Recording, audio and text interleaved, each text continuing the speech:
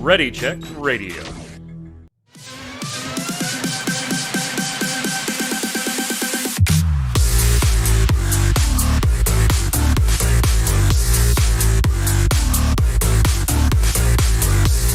What's up, Internet? It's Thursday, it's 7 p.m. Eastern. That means here on Ready Check Radio, it's time for the Relic Grind, a Final Fantasy XIV Square Enix podcast.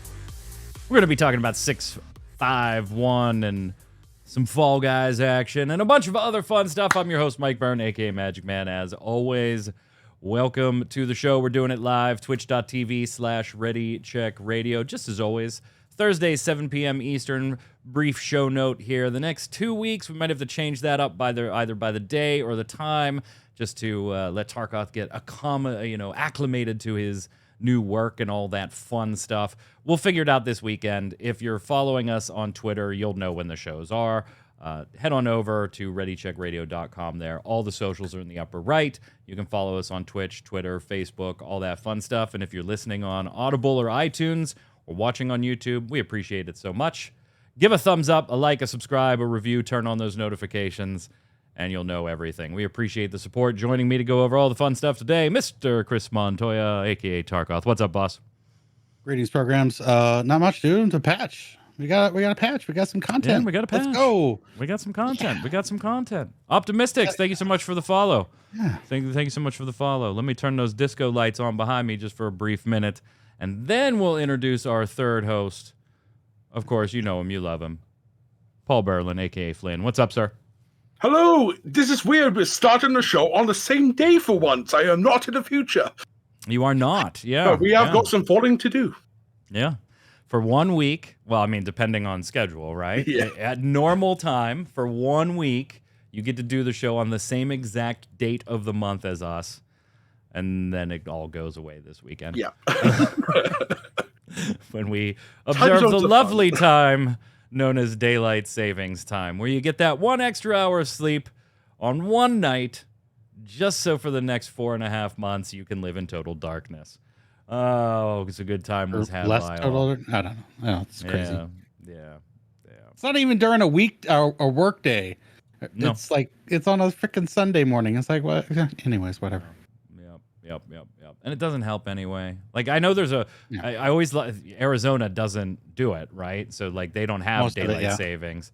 And I always thought that was weird when I had to travel there for work all those years ago.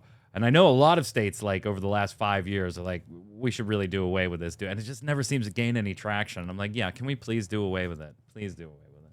Just set everything to UTC 0 and no one ever has to be confused again. Yeah, there you go. Just everything's UTC 0. It's fucking high noon. The sun is right above me, and I'm like, well, it's 6 p.m.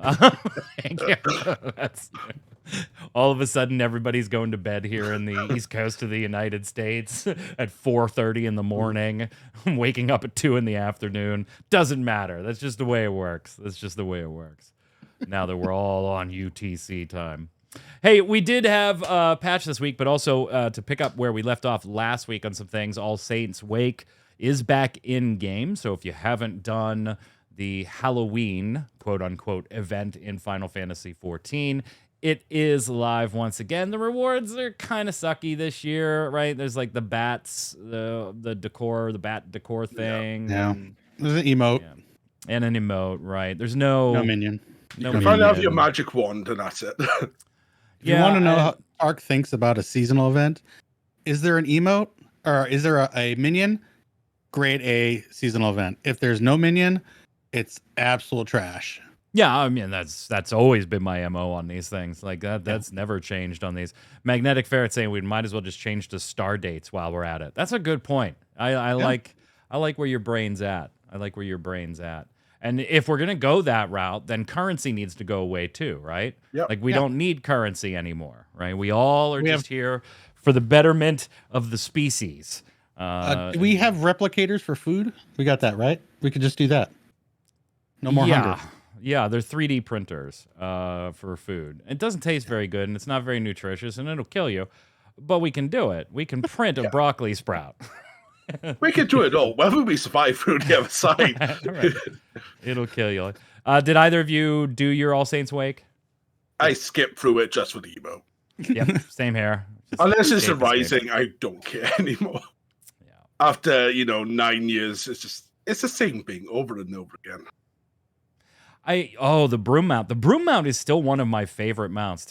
Bringing up the broom mount from all those years ago.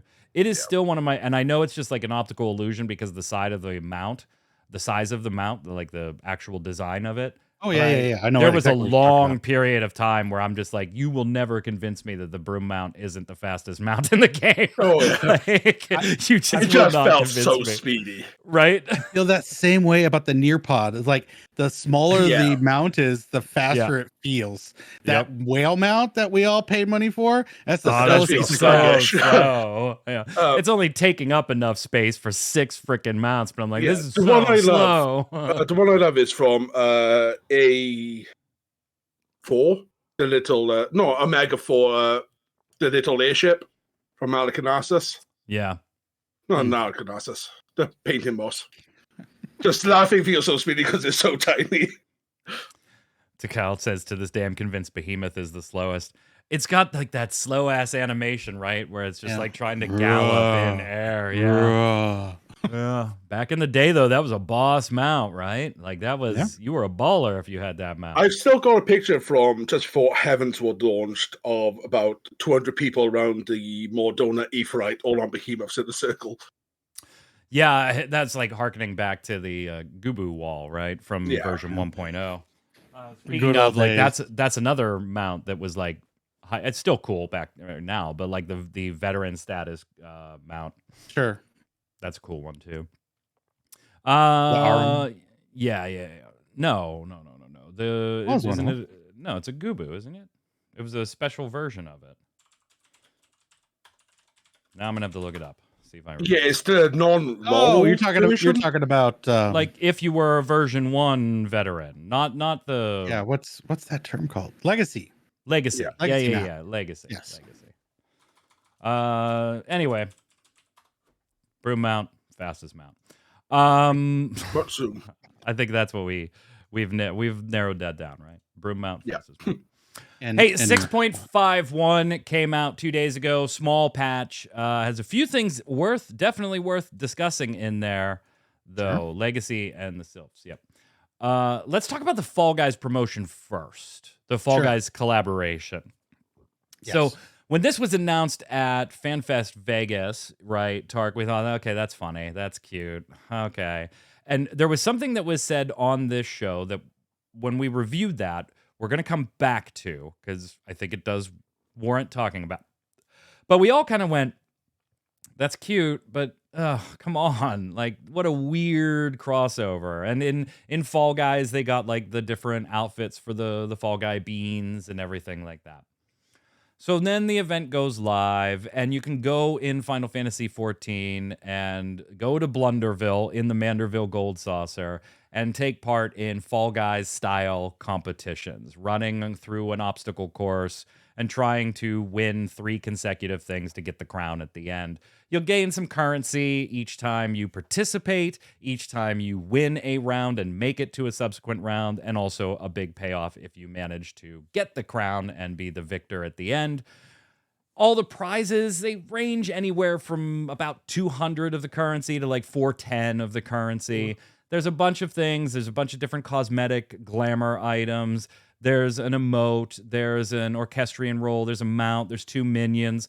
There's a lot of stuff there. So there is a lot of stuff that you could farm up. But if there's just a handful of things, like if you're like me and you're like, I want the mount, I want the 2 minions, I want the emote, and I want the orchestrion roll, you could literally, even if you are horrible at this event, you can bang that out in a few hours. Like literally 2 to 4 hours-ish.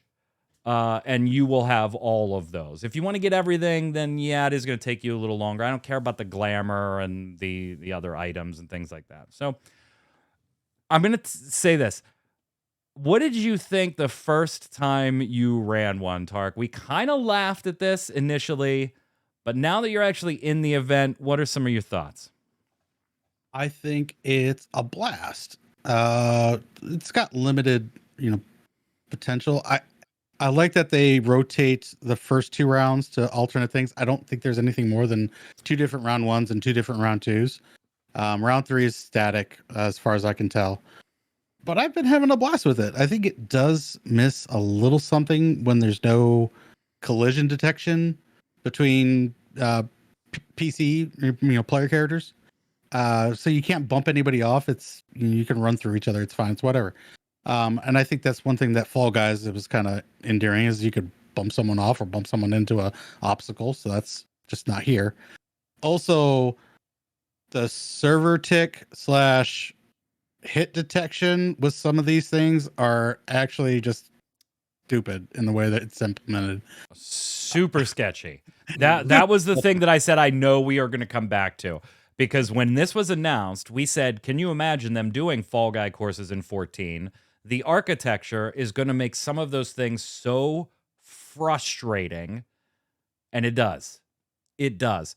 It is fun. Tark is absolutely right. I had a blast with it. I'm done, right? I don't have any real intention of, unless I'm going to mess around with some friends, there's no real reason for me to do it anymore. I don't care about any of the other rewards. I've gotten everything I wanted. You got the title? Oh, good job, dude. No, I didn't get the title. It's 100 crowns to get the stupid title. Fuck no. But you just wait for the servers to be dead and you queue in by yourself every time. It's fine. Yeah, there you go. There you go. Just get up at 2:30 in the morning and play until 5. Your Fall Guys stuff. It is super fun. There are server and architecture issues behind it. Some more than others. We'll cover that in a second after we get, Flynn, your thoughts on the event itself. Yeah, so first things first, Bumbleville. Perfect name for the zone. Oh, yeah. The music, just chilling in our zone, is a lot of fun. Fair enough, it's the Fall Guy music, but it's still nice. Yeah. But yeah, my biggest issue is the Typhon second stage. I love that one. Oh, really? That's where the net goes into me. My inputs really? way too many. I have never lost on that one. Ever. Oh, I haven't got through it. I've got a crown, and I have yet to get through that one stage. Yeah, I have. That is so weird. I feel that that's the easiest one. Yeah, once you realize it's all... It's just my netcode. It's like literally eating my inputs, or I've stopped to just adjust my camera, and I've walked off the edge. It's just been... wow. Like compared to the other ones where it's my execution, I'm fine.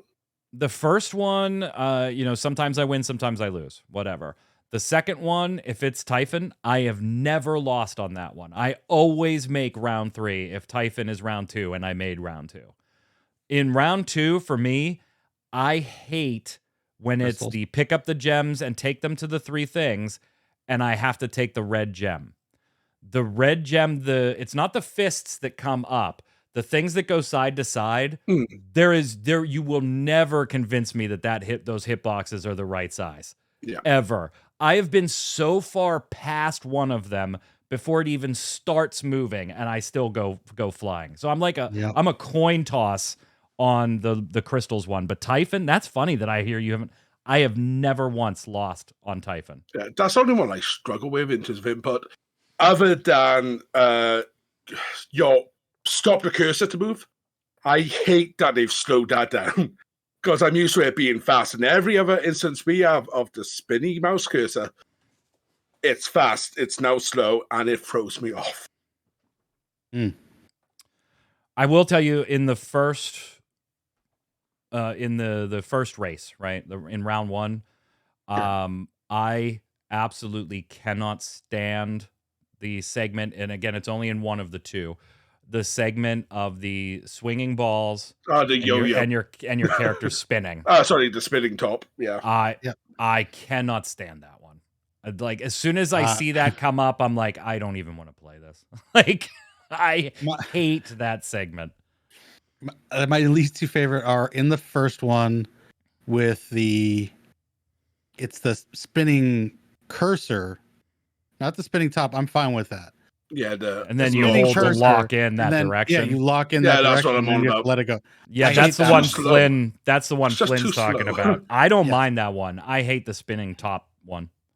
I'm fine with that every time. I know exactly where I want to stand, moving into that every time to 9 times out of 10 be fine all the way through.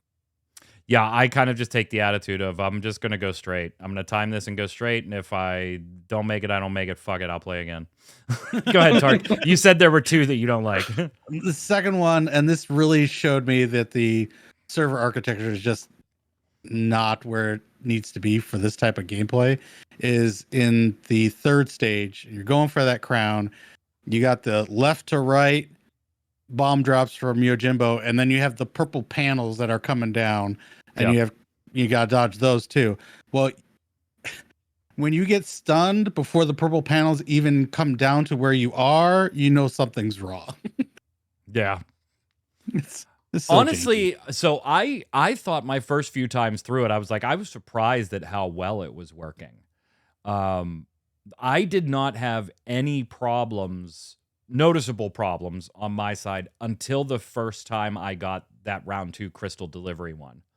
And then that was the first time that I started noticing, wow, like the hit detection here, the communication client to server, it's not what it needs to be. Obviously, it's not like it was back in a Realm Reborn Titan days, Magnetic Fair bringing that up in chat. It's not that bad, but it's not great.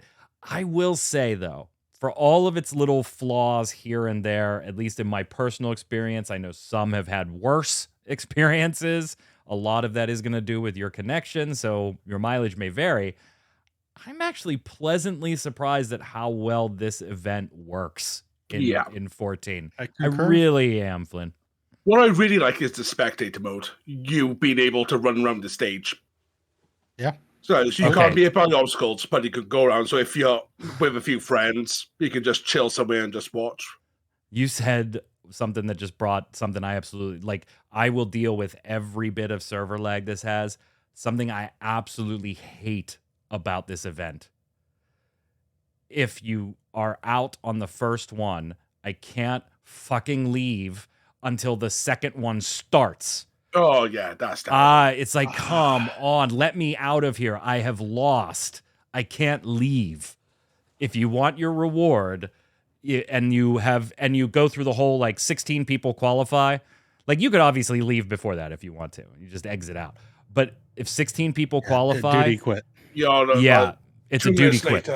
Yep, you have to wait for it to finish loading. Then it's going to bring up the screen to introduce the next round. Then it's going to play the little intro camera swing for the next round with a big box that says you have been eliminated. You can leave now or you can stay and spectate, but you got to wait till that intro's done for the leave button to come up.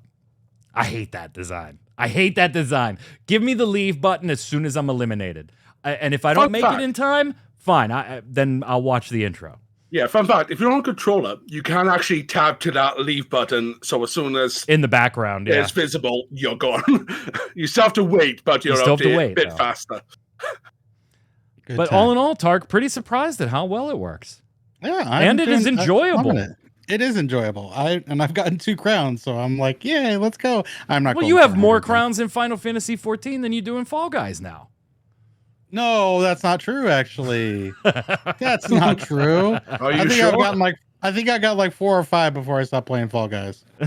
I will say as well before we go off, just a flat MGP reward from this is really nice. Yes, I was thinking that they wouldn't give us an MGP. I didn't think it was going to have any permanence, so why put MGP on it? But they did, so I'm like, sweet. I'm inching closer to that blackjack mount. Let's go.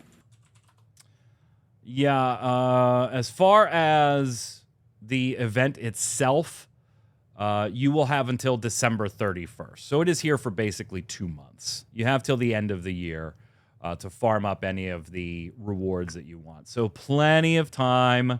Don't feel like you got to sit there and play this for 8 hours or something just to get those 5-6 things that you want. You have plenty of time. 2 months on the Fall Guys. That said, these rewards are exclusive to the Fall Guys event. Yes. So if you want the Bean Minion, you do have to get it before December 31st. Unless at some point they recycle and circle the event back. What he said is it'll come and go every couple of months. Yeah, like they've done with Yokai, like they've done with Monster Hunter. You know, some of those events we've seen multiple times. This will be one, but, you know, How long it'll be until the next one, who knows? So take but advantage luckily, till it is December 31st. so generous with its own It currency. is. Like, even if you go into the first one and just stand there and let it boot you, you'll get 50. Yeah. Right? The most expensive reward is 410. So you could 9 times just let it load and do nothing, and you will have 410. You'll have 450. Yeah. I need 23 friends to do that for me so I can get more crowns. Let's do that. Like I said, you just wait till your server's dead and queue in by yourself. Yeah, technically Monster Hunter never left. You're right. Yeah. You're right. The variant dungeon. New variant Criterion dungeon. Aloe. I'll hold my thoughts and we'll go to Tark first. All right. It's good. I like the different intricacies of unlocking different paths, especially in the middle section. Oh, that left section. We were so cold-blooded. That was awesome. Do the left section, don't fish, and then just be a cold-blooded bastard. Just sit there and look at the scenery. Yeah, I'm like, nothing to see here. Nothing to see here. It's good. The music fits the environment, but doesn't fit the combat. The combat, and I'm like, this just feels weird. But yeah, it's variant and it's good times. I haven't stepped into the Criterion, and Savage is a whole nother issue that I'm sure we'll get into. But yeah, overall, good times. Have you done all the paths? Not yet. I'm about halfway done. Yep, same here. Not quite there. And I know this isn't the first time we've seen them, right? They're in other places of the game, but every time I see the crawlers from Final Fantasy XI, I get nostalgic. The environment is also very like reminiscent of some Final Fantasy XI stuff too. So it makes me even more excited to see the Vana'diel Alliance raid in Dawn Trail, even though it's 8 years away for the Alliance raid portion of the expansion. We'll get to it someday. Go ahead, Tark. My boy Piers, he said, this is the beach episode before the beach episode. Yeah. Yep. Good times. Decal, you have a book and you'll have pips every time you go in and you keep track of. And by the positioning of the pips, you'll know. Okay, left, so like middle, right. if you take middle the first time, you're going to unlock a pip that's like midway through your record. So you'll know that there are paths that you should start with the left and then go left and then go right on the second, and maybe a path down the center that you should go left at the second fork. You go center and left. Like it doesn't directly tell you which paths to take, but based on which dots are lit up as you completed, you can kind of guess which directions, hey, there's something I need to do to open another path, or there's something I need to do where I got to go left, then right because I have everything except that dot filled. So you have an idea, but there is a little touch guesswork on opening alternate paths sometimes. It's not always just a left-right decision. And some of it's hidden in the lore that you will unlock from a previous path. So you got to... especially this time around. Armadillos. Because each of them also has the bonus boss, right? Yeah. That you really have to be specific, do specific things, and a lot of specific things in some cases to open up that bonus boss. And that's only on one path all the way through. So doesn't directly tell you, but you do have hints on, okay, I need to go left first, and then there's clearly something I need to do because dots 2 and 3 are not lit, but dot 1 is. I'll tell you what. This one, and maybe it was just me. Yeah, I don't know. There's absolutely guides online if you want to find a guide. It'll tell you here's path 1 through 12, and here's what you do on each of them. Yeah, those exist. It's not hard to work these ones out. The worst one is the secret boss, but with a bit of thinking, it's absolutely fine. I feel like, generally speaking, this was probably, at least for me, was the hardest of the 3. Boss mechanic wise, like I didn't struggle with anything except 2 specific boss mechanics that I could not grasp until I had died like half a dozen times. The best way to read it. The first one was, I think it was middle path, first boss, And, I recognize all the insignias, and right, the 2 spears are going to come in diagonally, right? So I'm going to, go hide over here. And then they have rotations on both of them. Yep. I died to that twice. Yeah, where the lines are different, varying sizes in a cardinal direction thing, and it goes from cardinal to intercardinal, cardinal to intercardinal, and it does like 6 blips.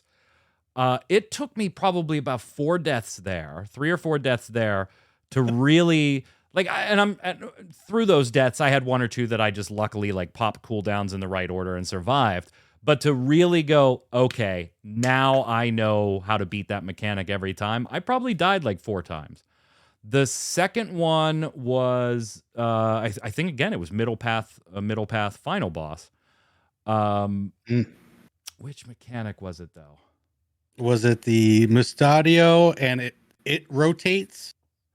It was the auto march on rotation. Yeah. Yes.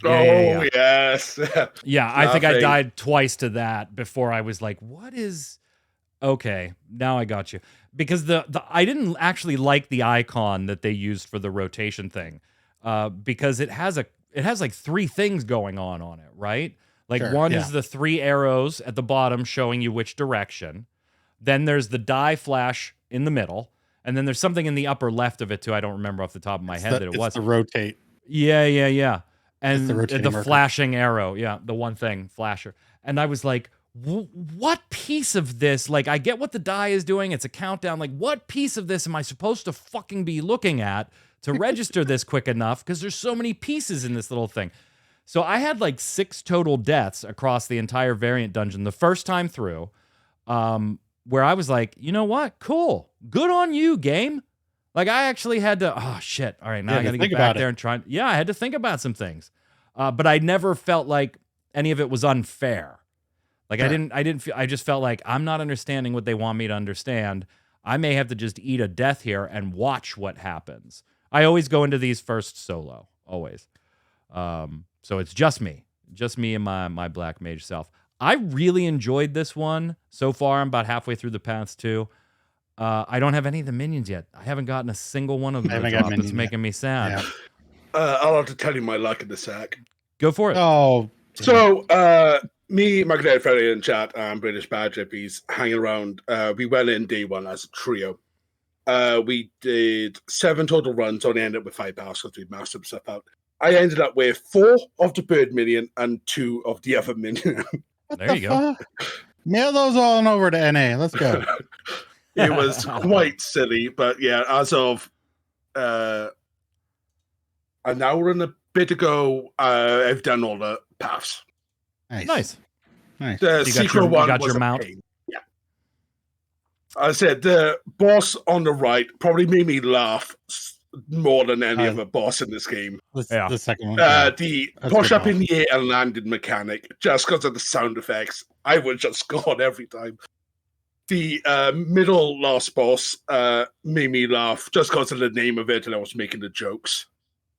The secret boss, I won't go into the specifics because you two haven't got it, but visually as an arena, it is so nice.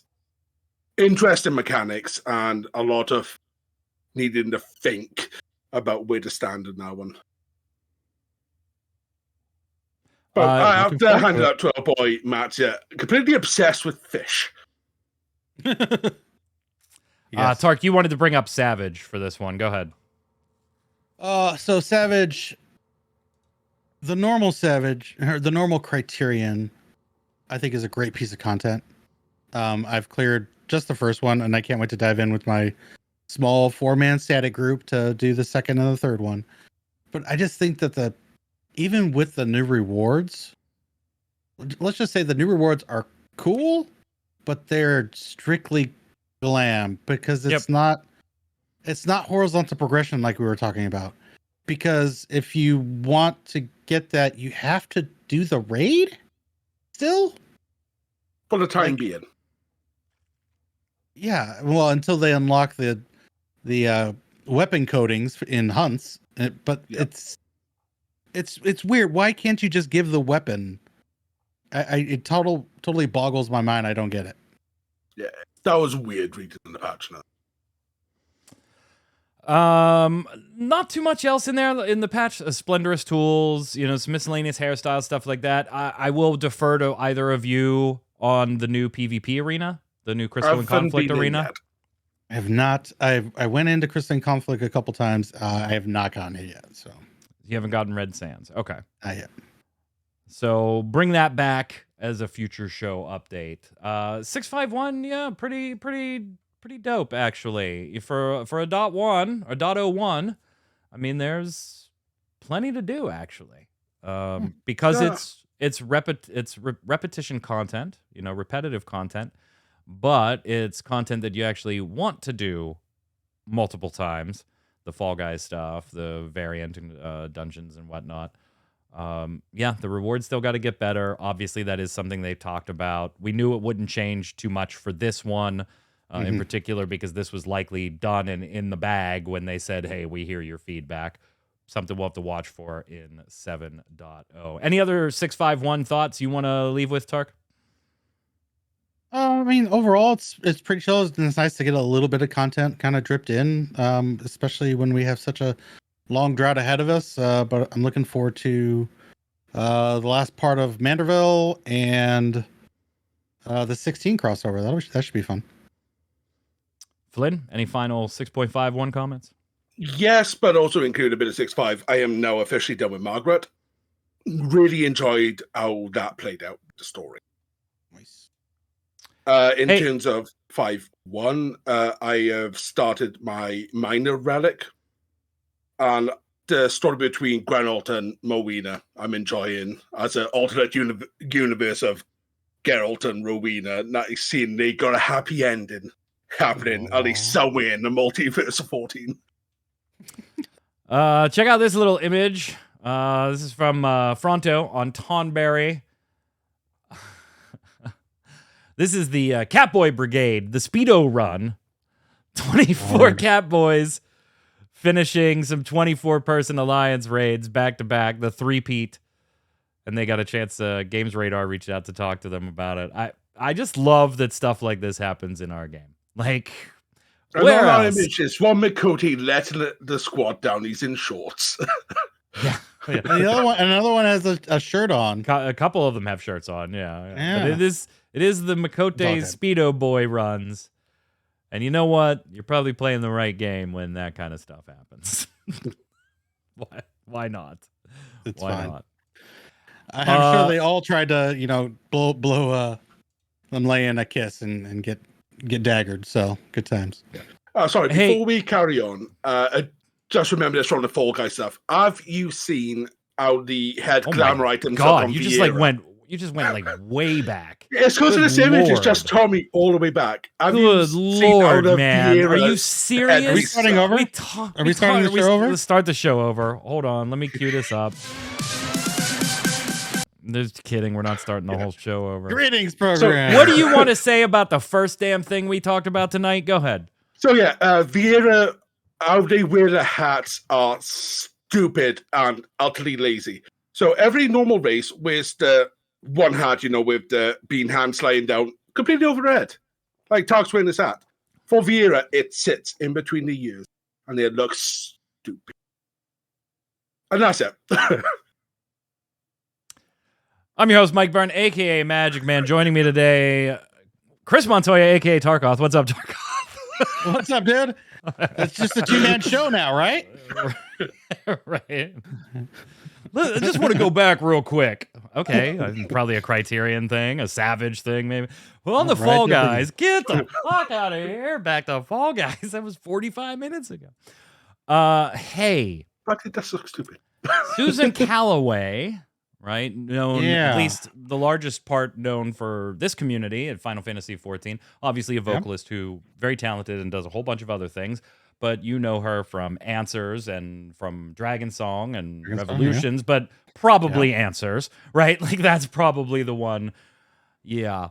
So apparently her social media account, specifically X, now Twitter, whatever the hell you want to call it these days, has been liking some not great things, has been reacting with likes to things that that are Islamophobic, transphobic, and a bunch of other not so great viewpoints, right?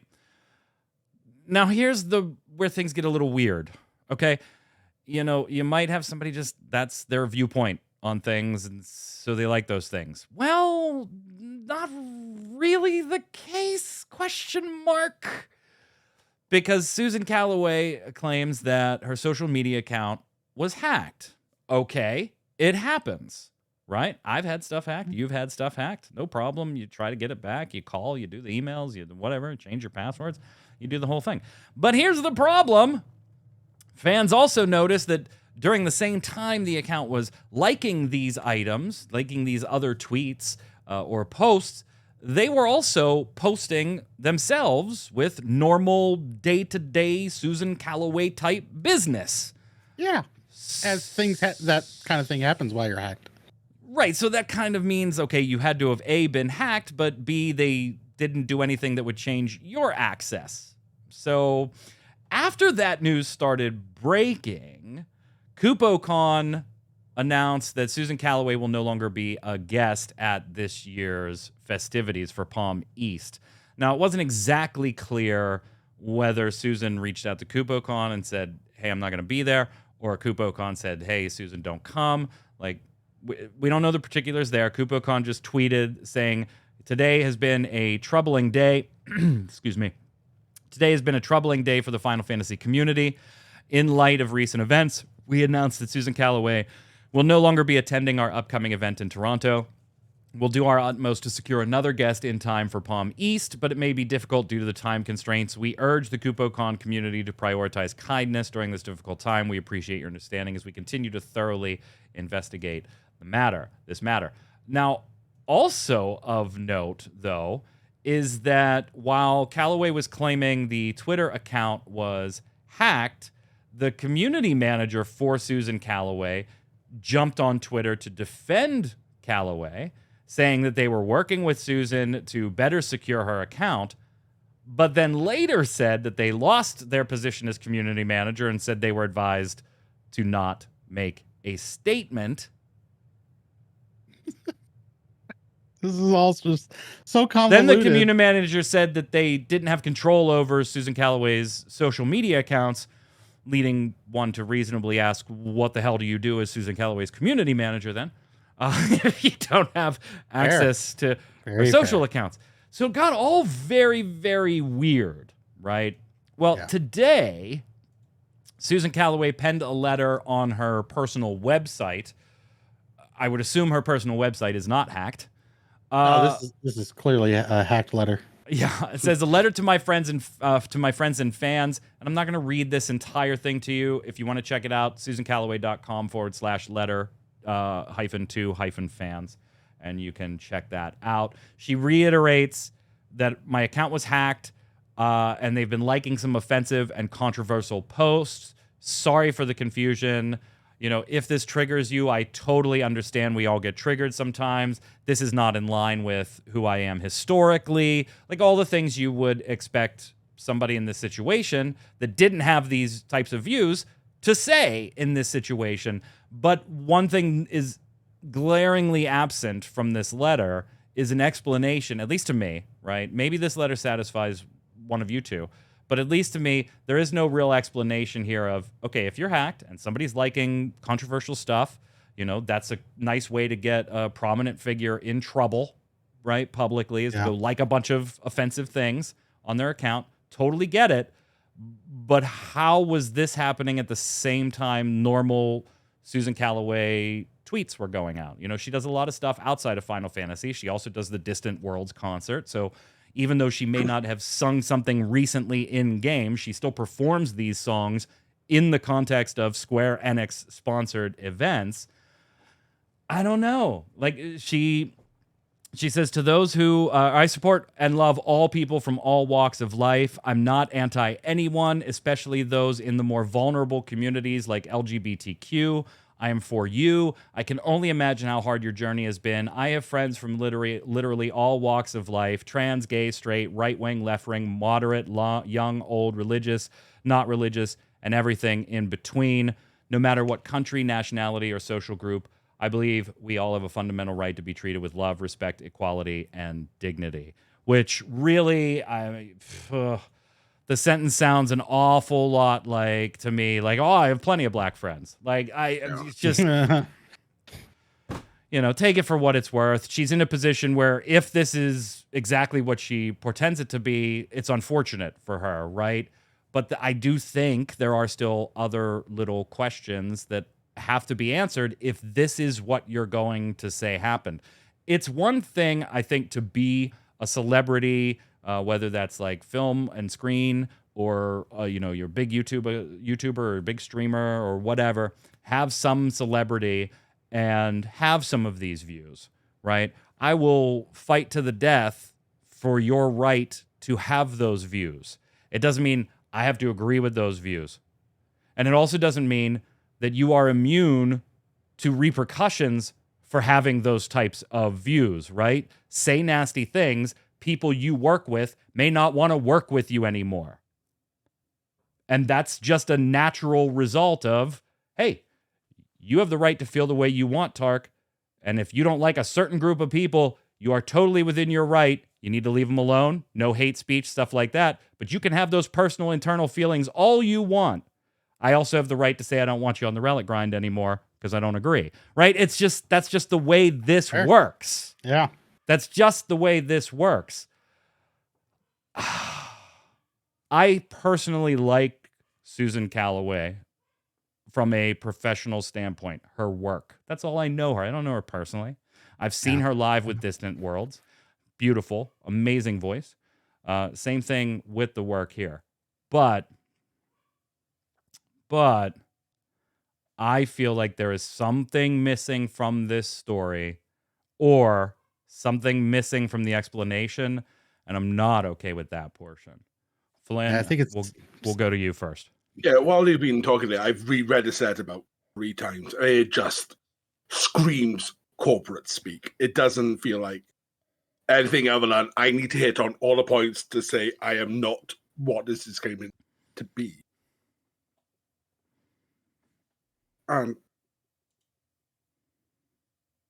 Yeah, it's just a weird timeline. It is. And none of this is like old stuff. Like I discovered this through the Coblecon message. I was just scrolling through Twitter. It's like, what is about Susan Calloway? Look at the comments. It's just like, what the hell is going on? Yeah, this is all very recent stuff too, chat. Like the stuff like she's 2-3 days total. I should say the stuff her account has clicked like on. She's claiming that, of course, it wasn't her that did that. We're talking, just days ago, right? Yeah. Just like days ago type stuff. Not somebody scrolling back through her history and saw that she liked something 8 years ago and now that person is very right wing or no, it's not like some dotted line yarn connecting the pins thing. This was, hey, a few days ago you liked some really weird stuff. The one was showing like 19 hours earlier. Yeah. And then some things on like 22 hours earlier. Yeah, it's pretty recent stuff. I'm trying to find anyone that has an exact date in it. 2 days ago. So, yeah. Tark, what do you think? I would just love to interview that former community manager because I think no shit. They have that is the craziest story. Part of this. I think they have the whole story, and they're just like, I just need to keep my mouth shut. And yeah, it's one of those weird things, right? He needs to keep his mouth shut right now, and just like if you were the community, honestly, read out a letter, and you could just see how. Like if you're the community manager of somebody like that, you probably have access to their social media stuff, right? And there may be, people. I don't know how it works for everybody, but there may be people that celebrities that have never touched Twitter, but they have an official Twitter and it's totally run by somebody else. Yeah. Like the celebrity couldn't even tell you the login credentials of said Twitter account or said social media account.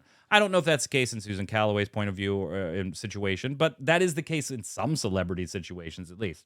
So it makes total sense to me that if something happened like this to your Twitter account, that you would then fire your community manager if they were in charge of managing and accessing and posting on said account on your behalf. That makes sense to me until the community manager then says, I don't run the social medias. Then you're like, wait a minute. One, what are you doing as the community manager? And two, why did you get fired? Why are you no longer the community manager? What happened on this side? Unless it's a situation where it's like the community manager clicked like thinking they were on a different account. Yeah, that's the thing that seems logical right now. And I am not ascribing that to the community manager, to be clear. I have no reason to believe that's the case.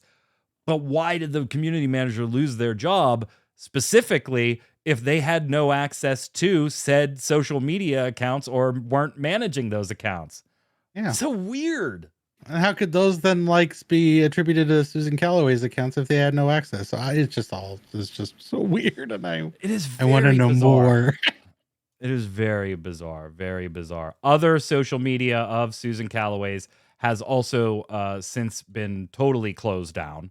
So hold on, let me find it. And apparently her Facebook has been hacked for years. Yeah. And Facebook. That's the funny part of the letter. Says, well, I've contacted Facebook to try and get our back. Like nothing about, I'm working with Twitter to work out who accessed my account or anything that would immediately try to make it sound like she's trying to fix the situation. No, it's about something she has no access to and hasn't for years. That's not the platform that she'd like this content on. Soon after the Twitter account disappeared, by the way, her Instagram then also became private as well. Very interesting that the Instagram would go private. But whatever. We'll keep an eye on it. Wait, what's chat saying? Takao talking about, Magnetic talking about how often you review Twitter likes. Some stuff going on way back on other platforms. Yeah. No, this is not like Mike liked this person 10 years ago on Facebook or on MySpace, and look, that ties Mike to this person's political views today, 10 years later. No, this was, what are you doing clicking like on these? Hey, and some other Square Enix news before we depart today. Final Fantasy VII Rebirth. Apparently, Flynn really, really, really wanted to remind all of you that your save data does not carry over. I struck that from the show notes. It was more about the starting level part of that page. And yeah, you get the rewards and the few materia / summons if you did play the original. But you did want to talk about some side quest stuff in Rebirth coming up here. What's up? All right, so I'll go back to last week before this. We was talking about Daryl AFC now, they changed it. It's like, yeah, let us wait and find out. This is also a case of, I would have loved to stumble into this. Every side quest as part of Rebirth has two versions. One pre-Cosmo Canyon, one post-Cosmo Canyon, because they are, which is, I think, really cool, canonically allowing Red 13 to be called Nanaki for the rest of the event. So all the side quests have a Nanaki address and one being Red. Interesting. That's cool. It is interesting. Also weird, we talked last week, Tark, a little bit about, hey, we could be getting Dragon Quest X offline here in the West through some rumors. Yeah, all of us are yes, please. Well, now we've got even a little bit more reason to think that maybe. Taking a look at this from Yosuke Saito's Twitter, this image where he was talking in the tweet about having a fun recording session at work. Okay. Now, keep in mind, this is producer-director from Square Enix, teasing something. Now, most of the image here is blurred out, but if you get really close to this image, you can see on page 2 of this stapled document some text coming through, bleeding through page 1 here. And now, so there's been some Reddit users, including one named Pavement, that did the old zoom in, enhance. And they have said that they think they can see Yuji Horí's name, the series creator, along with part of a date referencing December, claiming that an announcement of some sort for Dragon Quest may be imminent. Now, whether it's Dragon Quest X offline actually coming west when it releases offline version in Japan. Obviously, still an online MMO over there. Or something from Dragon Quest XII, which we still haven't heard jack shit about since a logo update. We don't know, but maybe, Tark, there could be some Dragon Quest information coming in December if bleeding through page 1 here and then translating from Japanese to English is correct. The amount of thirstiness for any sort of Dragon Quest content is just mind-blowing. I'm like, oh my god, and let me hold it up to the light. This is like spy crafting crap. Let's go. Yeah, if we get any sort of announcement on 10 or even 12, come on, where's 12? You announced it 15 years ago. Let's go with it. Come on. About time. Gentlemen, Star Ocean Second Story R is released. It's in the wild. I have not played it yet.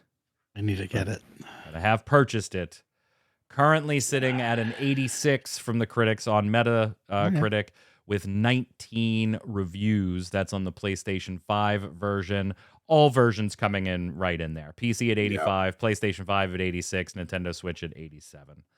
I mean, you take the best Star Ocean, you make it better. How can it not be awesome? Yeah. Square Enix have had a good year with ratings, to be fair.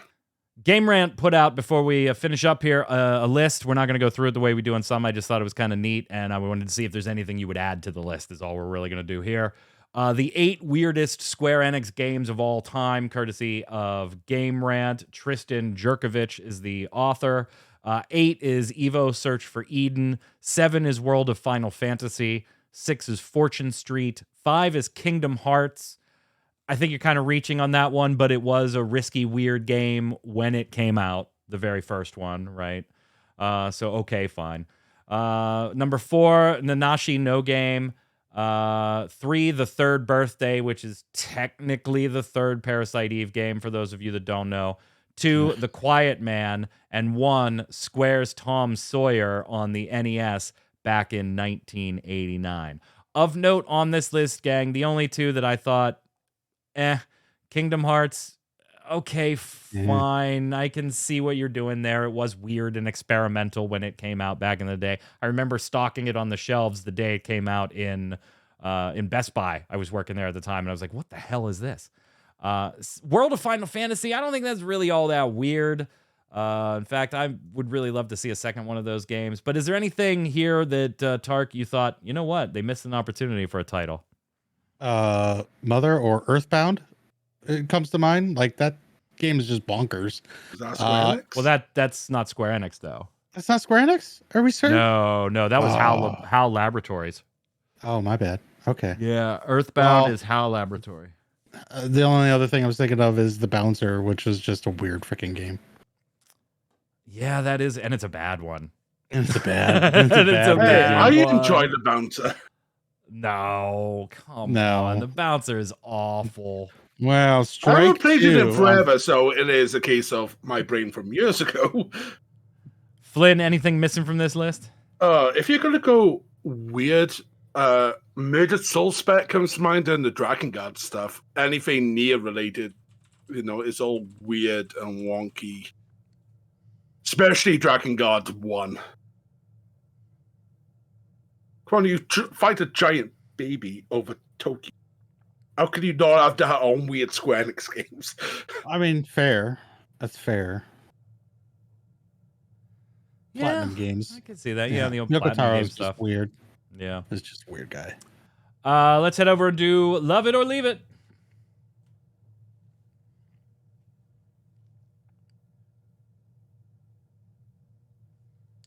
Love It or Leave It is the way we end every episode of the Relic Grind here on Ready Check Radio. It's where I give you something Square Enix related. You can tell me whether you love it, want more of it, or leave it, never want to see it again. I'm going to keep it easy for you guys this week. One that I didn't know whether it was going to be good or not going into it. So, Flynn, the Fall Guys collaboration, specifically the Final Fantasy XIV side of the collaboration as a whole, the implementation of the Battle Royale in your MMO. I love it. I'm enjoying it a lot more than I thought I would. Tark? Oh, so hard because like It is hard for me. Yeah. it's hard. Yeah, fix the netcode. That's all it needs. Then just fix the netcode. Yeah, just for a collab. Yeah, okay. Because they wouldn't have done that by now. Yeah. Maybe in 10.0, like, hey guys, you got your graphical update. Now here's the netcode finally. Thanks. 20 years too late. Anyways, overall, we knew that there was going to be issues with the netcode. So with that in mind, that we knew that it was going to be a problem, I'm still having fun with it. I'll take a love it. Yeah, I'm kind of with you. Like, I'm really, whichever way I fall, it's going to be just barely. Right? Like, I'm just barely going to say leave it, or I'm just barely going to say love it. I think I'm going to err on the side of love it. The music is fun. I got the rewards. It was not the grind fest for my rewards that I anticipated it was going to be for an event that is running for 2 full months. They do provide a nice way to just get in there, and if you're only looking for a handful of rewards, you're going to get them pretty quickly, and then you can walk away. And if you really love the event, you can play it more. I didn't feel like looking at the prices of rewards and things that I was like going to be stuck doing something I did not want to do because I only had 2 months to do it, and I wanted the rewards more than I enjoyed the content. I think it's nicely balanced. The netcode does cause issues here and there, specifically on some specific obstacles in certain events more than the entire thing. So I'm going to err on the love it side, but just barely. Chat, don't go anywhere. After the show here, we'll go dark for a minute or two, and then we're going to be back up with Faye. How are you? I'm great. How about y'all? Not too bad. What are you playing tonight? Welcome back. You sound better. Thanks. I feel a million times better. So I don't know if it'll be more or less entertaining, but it'll be less of a fever dream tonight because we got a lot of work to do in Baldur's Gate. I may have been slacking. Have you started romancing anybody yet? Not really. I can't decide. Chats, you got to help me decide who we're going to start romancing. Fair enough. Don't go anywhere, chat. We'll go dark for a minute or two, relabel things. Faye will be right back with some Baldur's Gate 3 tonight for a few hours, hanging out with all of you here. That's going to do it for us today. We'll be live Saturday night with the Gaming Gumbo talking about Destiny and Bungie's shenanigans going on. The day before being risen from the dead, but it's still fucking dead. Like, whatever. We'll talk about all of that on Gaming Gumbo this week. We will be back next week. Stay tuned to Twitter for date/time. But Faye will be here Thursday night, so you have that going for you.